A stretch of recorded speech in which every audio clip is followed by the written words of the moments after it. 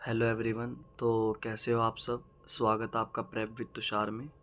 तो कल जैसे मैंने एक शॉर्ट डाली थी कि आपको शॉर्ट डाल के एक आपको बता दिया था कि मैं आपको एक वीडियो प्रोवाइड कराने वाला हूं, जो कि आपको वीडियो सेक्शन में मिलेगी, जो कि है 10 क्वेश्चंस प्लस 50 फैक्ट। अब क्वेश्चन मैं सिर्फ 10 कराऊंगा, पर जो मैं आपको एडिशनल इन्फॉर्मेशन देने वाला हूँ ना, वो बहुत ज़्यादा इम्पोर्टेंट है। 50 क्वेश्चन, मतलब ये मान लो 10 प्लस 50 60 से ज़्यादा मैं आपको फैक्ट बताने वाला हूँ, जो कि एग्ज़ाम ओरिएंटेड है, जो कि प्रीवियस ईयर में आए हुए हैं। एक मिनट। जो कि प्रीवियस ईयर में आए हुए हैं, मैं आपको वही क्वेश्चंस कराऊंगा। बहुत ही बढ़िया क्वेश्चंस होने वाले हैं, आपको बहुत मज़ा आएगा वीडियो में। बहुत इन्फॉर्मेटिव वीडियो है। तो बिना टाइम वेस्ट करे शुरू करते हैं। तो आज का आपका पहला क्वेश्चन ये रहा, भारत के प्रथम राष्ट्रपति कौन थे। आपके ऑप्शन है: ए जवाहरलाल नेहरू, बी डॉक्टर राजेंद्र प्रसाद, सी सर्वपल्ली राधाकृष्णन, डी महात्मा गांधी। जो इसका राइट आंसर होगा वो होगा डॉक्टर राजेंद्र प्रसाद। और हमारे जो पहले पीएम थे, पहले पीएम वो जवाहरलाल नेहरू थे। अब ये क्वेश्चन थोड़े ओल्ड हो गए, थोड़ा सा लेवल अप हो गया है एग्जाम्स का, चाहे वो एमटीएस क्यों ना हो, सीएचएसएल क्यों ना, थोड़ा सा लेवल अप किया है। तो अब वो पूछता है भारत के पहले वाइस प्रेसिडेंट कौन थे। जो पहले वाइस प्रेसिडेंट थे वो सर्वपल्ली राधाकृष्णन जी थे, और जो दूसरे प्रेसिडेंट ऑफ इंडिया थे वो भी सर्वपल्ली राधाकृष्णन जी थे। तो अब ये पूछता है जवाहरलाल नेहरू से आपको एक बहुत ही फेमस बुक है डिस्कवरी ऑफ इंडिया, जो कि बहुत बहुत बार पूछी गई है डिफरेंट डिफरेंट एग्ज़ाम्स में। और एक और मैं आपको किताब बता देता हूँ जो कि बहुत इंपॉर्टेंट है, महात्मा गांधी की है। वो है एक्सपेरिमेंट विद माई ट्रूथ। ठीक है, ये भी बहुत बार रिपीट हो चुकी है। एक्सपेरिमेंट विद माई ट्रूथ बहुत बार रिपीट हो चुकी है, चाहे C H S L, M T S, C G L, railway, किसी भी एग्ज़ाम के लिए। और महात्मा गांधी का एक फेमस स्लोगन भी है, डू और डाई। ये भी बहुत बार एग्जाम में आया है कि डू और डाई किसका स्लोगन है। तो मैं आपको देख लो, मैं आपको इसी वे में पढ़ाने वाला हूँ। एक क्वेश्चन के साथ बहुत सारी एडिशनल इन्फॉर्मेशन दूंगा। मैं 50 क्वेश्चंस लाया हूँ, इसमें भी आपको कुछ बेस्ट क्वेश्चंस ही मैं करवाने वाला हूँ। जैसे कि अभी देखते हैं कोई बढ़िया सा क्वेश्चन ढूंढ के आपके लिए, उसके बाद आपको कराएंगे। मुद्रा से क्वेश्चन बाद में उठाएंगे, मुद्रा से भी पढ़ाएंगे। क्षेत्रफल से क्वेश्चन उठा लेते हैं। क्षेत्रफल से क्वेश्चन आता है, क्योंकि इजी क्वेश्चन आता है और आपको एक नंबर दिला देगा। अपना दूसरे नंबर का क्वेश्चन है, लिख देता हूँ कहीं मैं भूल जाऊँ। क्षेत्रफल के आधार पर भारत का सबसे छोटा राज्य कौन सा है। आपके ऑप्शन है गोवा, सिक्किम, त्रिपुरा, मणिपुर। जो इसका राइट आंसर होगा वो है गोवा। अब सबसे छोटा मैंने बता दिया, अब सबसे बड़ा भी मैं ही बताऊंगा, जो कि क्षेत्रफल के हिसाब से सबसे बड़ा राजस्थान है, क्षेत्रफल के हिसाब से। और अगर बाय पॉपुलेशन देखा जाए, बाय पॉपुलेशन, तो वो यूपी है। अगर देखो, सबसे छोटा गोवा क्षेत्रफल के हिसाब से, पॉपुलेशन के हिसाब से उत्तर प्रदेश सबसे बड़ा है, क्षेत्रफल के हिसाब से राजस्थान सबसे बड़ा है। एक मैं न्यू पेज ले लेता हूँ। अब मैं आपको कुछ बता देता हूँ, जो कि पर स्क्वायर किलोमीटर कितने आदमी रहते हैं, वो बिहार में सबसे ज़्यादा आपको मिलेंगे। पर स्क्वायर किलोमीटर, 1 किलोमीटर में कितने लोग रहते हैं, सबसे ज़्यादा आपको बिहार में मिलेगा। बिहार। अगर स्टेट पूछे तो कई तरीके से क्वेश्चन पूछता है। अगर यूटी पूछे तो आप आंसर लगा कर आएंगे दिल्ली। अगर वो यूटी पूछता है तो आप आंसर लगा कर आएंगे दिल्ली। और भी बहुत क्वेश्चन इससे पूछे जाते हैं, जैसे कि सबसे पढ़ा लिखा राज्य कौन सा है, तो वो केरल है, सबसे पढ़ा लिखा राज्य केरला। और सबसे कम जिसका लिटरेसी रेट है वो है बिहार। तो ये 3-4 फैक्ट है जो कि एग्जाम्स में, मैनी मैनी एग्जाम्स में बहुत बार रिपीट हो चुके हैं। सबसे ज़्यादा लिटरेसी रेट केरला, सबसे कम, इस पर इधर मैं प्लस कर देता हूँ, इधर माइनस, सबसे कम बिहार का है, सबसे ज़्यादा केरल का है। ठीक है, अगला क्वेश्चन अपन उठा लेते हैं। बहुत बढ़िया कोई क्वेश्चन उठाएंगे, युद्ध से भी उठाएंगे। वर्ल्ड ज्योग्राफी आ गई। मैं हर तरीके का क्वेश्चन आपके लिए लेकर आया हूँ, ताकि आपको कोई भी दिक्कत ना हो। अब ताजमहल, ये अपना तीसरे नंबर का क्वेश्चन है।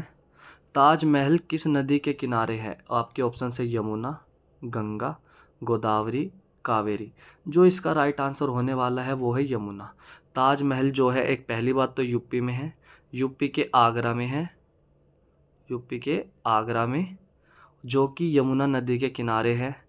और और यमुना से एक और बहुत अच्छा क्वेश्चन बनता है कि गंगा की सबसे बड़ी सहायक नदी कौन सी है। अगर गंगा की सबसे बड़ी सहायक नदी पूछे तो यमुना ही है। और गंगा से मैं आपको बता देता हूँ, ये भारत की सबसे लंबी नदी है। सबसे बड़ी नदी यही है भारत की, सबसे बड़ी गंगा। इसकी बहुत बार लेंथ पूछ लेता है, तो इसकी लेंथ है 2525 किलोमीटर। गोदावरी से मैं आपको फैक्ट बता देता हूँ न्यू पेज लेके। गोदावरी, गोदावरी जो है दक्षिण भारत की गंगा इसे बोला जाता है, क्योंकि ये लेंथ में बहुत बड़ी है, तो इसे दक्षिण भारत की गंगा बोलते हैं गोदावरी को। ब्रह्मपुत्रा का मैं आपको बता देता हूँ। ब्रह्मपुत्रा का जो ओरिजिन है वो इंडिया में नहीं होता।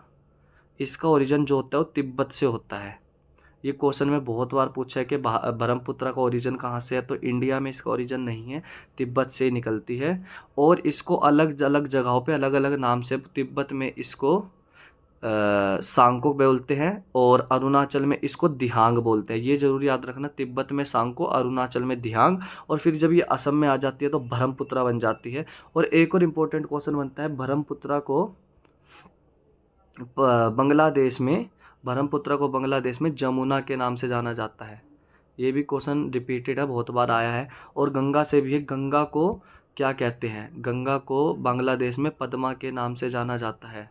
ये भी बहुत इंपॉर्टेंट क्वेश्चन है। बांग्लादेश को गंगा को बांग्लादेश में पद्मा और ब्रह्मपुत्रा को जमुना। तो आप ये क्वेश्चन बिल्कुल दिमाग में बिठा लेना, बहुत रिपीटेड क्वेश्चन है। मैं आपको एक राष्ट्रीय उद्यान से भी क्वेश्चन लाया हूँ, फोर्थ क्वेश्चन है अपना ये। काजीरंगा राष्ट्रीय उद्यान किस राज्य में? आपके ऑप्शन है असम, उत्तर प्रदेश, मध्य प्रदेश, केरल। जो कि काजीरंगा राष्ट्रीय उद्यान है वो है असम में। अब ये क्वेश्चन भी थोड़ा पुराना हो गया, मैंने एडुकेटी लिखा है, तो नए क्वेश्चन में पूछता है कि एक सींग वाले गैंडे के लिए कौन सा राष्ट्रीय उद्यान फेमस है, तो वो काजीरंगा ही है। काजीरंगा एक सींग वाले गेंडे के लिए फेमस है, असम में है। उत्तर प्रदेश से आप एक नेशनल पार्क ले सकते हैं, दुधवा नेशनल पार्क। केरल से आप ले सकते हैं एक साइलेंट वैली, बहुत ही फेमस है साइलेंट वैली। साइलेंट वैली आप केरल से ले सकते हैं। मध्य प्रदेश के बहुत सारे में इंपॉर्टेंट है, मैं आपको बता देता हूँ एमपी के, जैसे कि पेच, पन्ना, सतपुड़ा, माधव, बाधव, संजय और गुना। ये एमपी के कुछ इम्पोर्टेंट राष्ट्रीय उद्यान हैं, नेशनल पार्क हैं। मैं साथ ही साथ आपको राजस्थान के भी बता देता हूँ, क्योंकि राजस्थान के भी एग्ज़ाम्स में पूछता है। डेजर्ट पूछेगा आपसे, और आपसे डेजर्ट पूछेगा, कालबेलिया पूछ लेगा। डेजर्ट और कालबेलिया सबसे ज़्यादा पूछा जाता है राजस्थान से, तो ये दोनों आप हमेशा याद रखें। राजस्थान का मैंने बता दिया, एमपी का बता दिया, तो अपना अगले क्वेश्चन की तरफ जाते हैं। कोई बढ़िया सा क्वेश्चन उठाते हैं। मौर्य साम्राज्य से अपन क्वेश्चन उठा लेते हैं। हिस्ट्री का क्वेश्चन भी मैंने बनाया है, मैं हर टाइप के क्वेश्चन लिख कर लाया हूँ। आपका पांचवा क्वेश्चन ये रहा, मौर्य साम्राज्य की स्थापना किसने की थी? आपके ऑप्शन है ए अशोक, बी बिंदुसार, सी चंद्रगुप्त मौर्य, डी हर्षवर्धन। जो मौर्य साम्राज्य की स्थापना थी वो चंद्रगुप्त मौर्य ने की थी, मौर्य काल के ये संस्थापक रहे हैं। और अब चंद्रगुप्त मौर्य की बात उठी है तो कौटिल्य की बात होनी बहुत ज़रूरी है। कौटिल्य जो है वो चंद्रगुप्त मौर्य के गुरु थे, चंद्रगुप्त मौर्य के गुरु थे कौटिल्य। कौटिल्य का एक अगर बहुत टफ बनाता है तो कौटिल्य का नाम वो एग्जाम में विष्णुगुप्त करके देगा, पूछेगा विष्णुगुप्त ने कौन सी बुक लिखी है। कौटिल्य नहीं देगा, उसको पता है कौटिल्य, सबको पता लग चुका है, तो विष्णुगुप्त पूछेगा। विष्णुगुप्त भी कौटिल्य का नाम है। अगर विष्णुगुप्त पूछता है तो विष्णुगुप्त ने अर्थशास्त्र नाम की किताब बनाई है। अर्थशास्त्र आप देख लेना, अर्थशास्त्र, ठीक है, थोड़ा सा अर्थशास्त्र नाम की किताब बनाई है। और ये भी पूछता है कि अर्थशास्त्र किस विषय के ऊपर है, अर्थशास्त्र किस विषय के ऊपर है। बहुत से बच्चे अगर अर्थशास्त्र से ले उसकी है, इको की है, इको की नहीं है भाई, ये है पॉलिटिक्स की, पॉलिटिक्स की किताब है ये। आप बिल्कुल इसको दिमाग से निकाल दिए, इसका नाम अर्थशास्त्र है तो ये इको से रिलेटेड है, नहीं, ये पॉलिटिक्स की किताब है। और बहुत ही इम्पोर्टेंट है, इसमें पॉलिटिक्स के बारे में सब लिखा था कि कैसे कैसे क्या क्या करना चाहिए। ये भी इजी है थोड़ा सा। दूसरा क्वेश्चन लेते हैं, बढ़िया वाला क्वेश्चन लेंगे। अब हम एक मॉडर्न हिस्ट्री से ले लेते हैं क्वेश्चन। मॉडर्न हिस्ट्री, जल एक अपना कौन से नंबर का क्वेश्चन है? 6 नंबर का आई थिंक। 6 नंबर का क्वेश्चन है, जलियांवाला बाग हत्याकांड कब हुआ था? तो आपके ऑप्शन है 1919, 1920, 1930, 1942। जो इसका राइट आंसर होगा वो होगा 1919। जलियांवाला बाग 1919 में हुआ था। मैं आपको मॉडर्न इंडिया के बहुत ही इम्पोर्टेंट कुछ क्वेश्चंस बताने वाला हूँ जो कि रिपीटेड होते हैं। सबसे पहले 1885, 1885 में कांग्रेस बनी और कांग्रेस 1885 में बनी थी। 1905 का पूछता है, 1905 में बंगाल विभाजन हुआ। ठीक है, बंगाल विभाजन हो गया। अब ये भी पूछता है कि जब 1905 में बंगाल विभाजन हुआ तब वायसराय कौन था? तो लॉर्ड कर्जन, बहुत बार पूछा गया है लॉर्ड कर्जन जब वायसराय था। ठीक है, तो आप मॉडर्न इंडिया से ये 2-3 फैक्ट ले सकते हैं। वो पूछता है सबसे पहले 1885, 1905 में बंगाल विभाजन। अगर हम 1906 कर दे, 1906 कर दे तो आप 1906 से फैक्ट ले सकते हैं। 1906 में भी बहुत एक इम्पोर्टेंट बात हुई थी जो कि हुआ था हाँ, मुस्लिम लीग। 1906 में मुस्लिम लीग का गठन हुआ था, याद रखना। और ये ढाका में हुआ था, ढाका। ये भी पूछता है मुस्लिम लीग का जो गठन हुआ वो कौन से शहर में हुआ था? क्या हो गया भाई?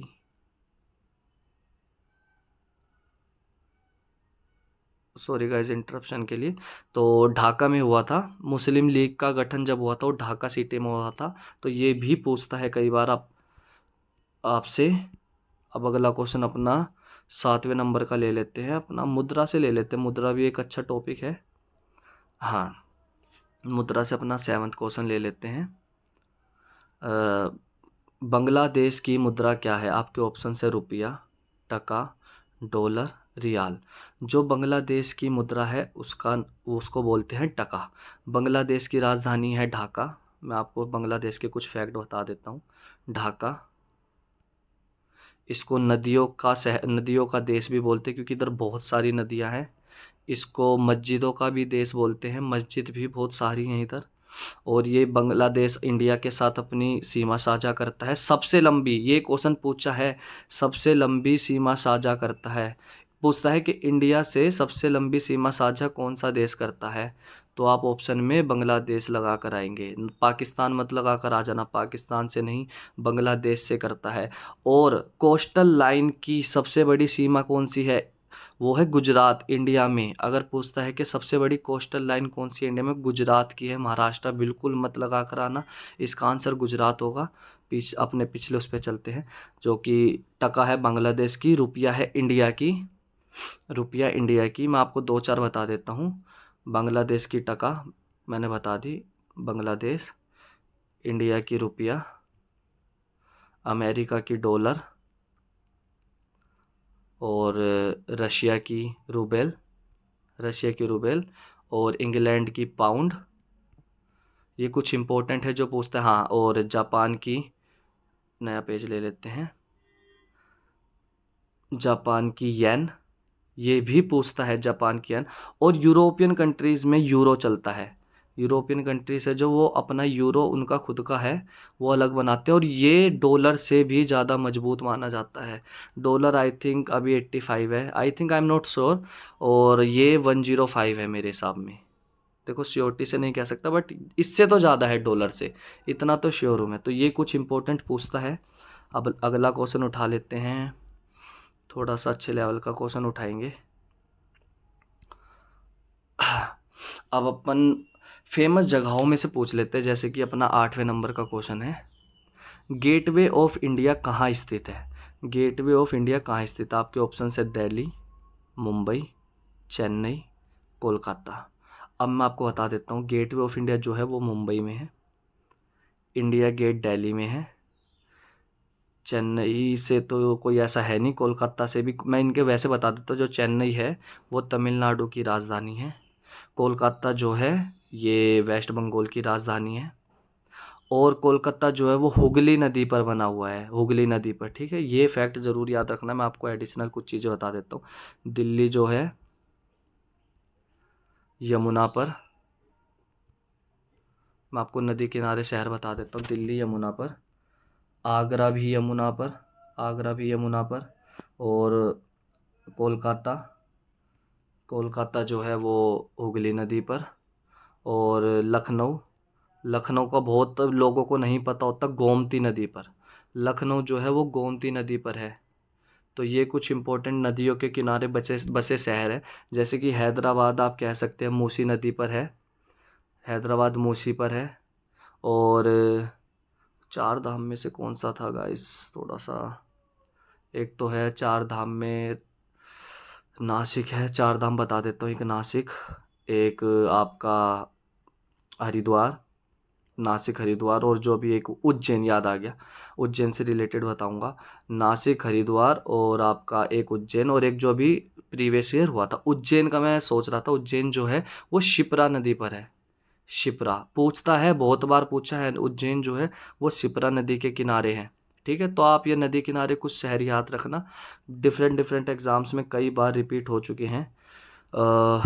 ये तो हो गया, ये हुआ नहीं, पर चलो दूसरा कर लेते हैं। नदी से रिलेटेड मैं आपको बता चुका हूँ क्वेश्चंस। मैं आपके लिए 50 लाया था, इनमें से कुछ मैं टॉप में से आपको बता रहा हूँ। जैसे डिस्कवरी ऑफ इंडिया, इसका बता देता हूँ मैं, और बता दूंगा आपको किताबें।